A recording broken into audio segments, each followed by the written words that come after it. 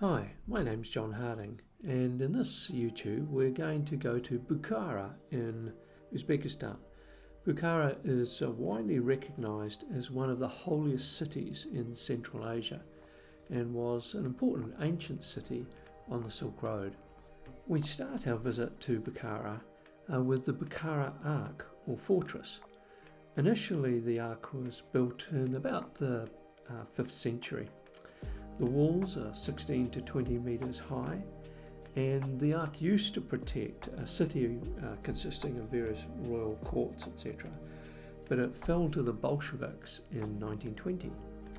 Behind the walls, much of the city has actually been destroyed, but there are a number of areas that have been restored, including the throne room, the reception, and the coronation court. According to legend, the Ark was built by the epic hero Prince Siavash. Siavash fell in love with the daughter of a local ruler, and the local ruler decided to set a task which he thought was going to be impossible for Siavash to complete. He told him that he needed to build a palace for his daughter that was bounded by the area of a bull's skin. Siavash took the bullskin and cut it into very thin strips and then tied the strips together to create this large area. Just a short walk from the Ark is the Bolo Hauz mosque. This is a UNESCO World Heritage Site. It was built in 1712, and during the 1920s, when the Bolsheviks took over Bukhara, it was still used as a Friday mosque by the local people. Just outside the historic centre of Bukhara is the Ismail Samani Mausoleum, the burial place of 3 Samanid rulers. It's considered an iconic example of early Islamic architecture.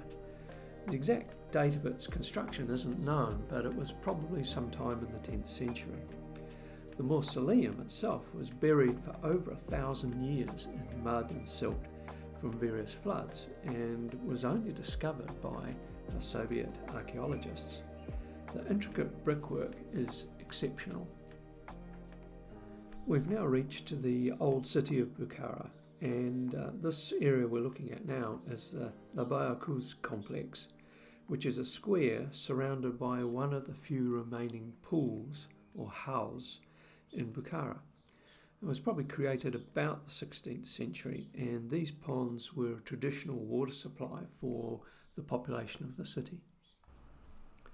Lots of people were having their photos taken around this character, and at the time I didn't know who he was, but apparently he depicts the figure of Nasreddin.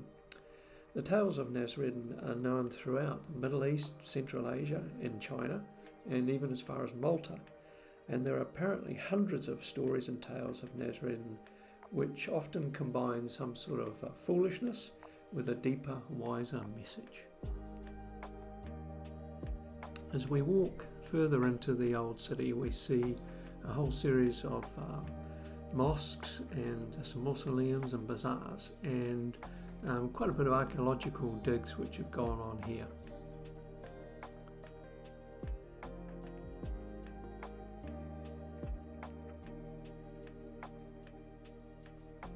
And finally we come to the Chor Minor, which was a madras built in about the 19th century. It's unique in that it's got these 4 minarets, and there's a little bit of confusion in that it implies that it was also used as a mosque, although apparently as a madras it was more for student accommodation. As we walk through the streets of old Bukhara, one of the things that's quite nice is there's no cars in this area, it's pedestrians only.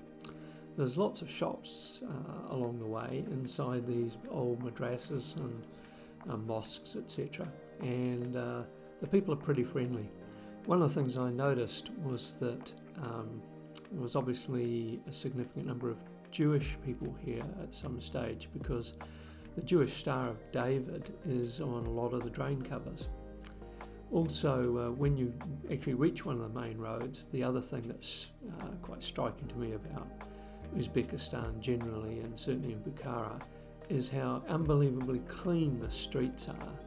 You see women out sweeping the streets first thing in the morning to make sure that the place is nice and tidy. Our last stop in Bukhara is the summer palace of Alim Khan, the last Amir of Uzbekistan. The palace is about 4k outside the city, and as we walk through the main palace gates here, we come into the central courtyard. The blue building on the left is the tea house, and as we pan right, the centre building is called the White Hall, and the right-hand building is the reception hall. Inside we see the White Hall, or White Room, which was used for banquets and for balls. And then we enter a series of small private rooms, rich in decoration with some 40 mirrors. Much of the decoration is in Russian style. A portrait of Alim Khan is in the centre of one of the rooms. Then the final room is the tea house with abundant windows. As we leave the tea house, 2 lions sit guard. Apparently the craftsmen didn't actually know what lions looked like, so they carved dogs and gave them short manes. If we then walk down the vine-covered pathway, we go towards the buildings which were reserved for the harem. So all the ladies would sit here and use a large pool that's just outside the building. There's also a couple of museums inside the palace, and one of them has some costumes from the period, and I noted these sort of upturned shoes or slippers that you see here. And there's a number of different stories as to why they might have upturned toes. One of them is that this is for more wealthy people, and it's about stepping lightly on the ground.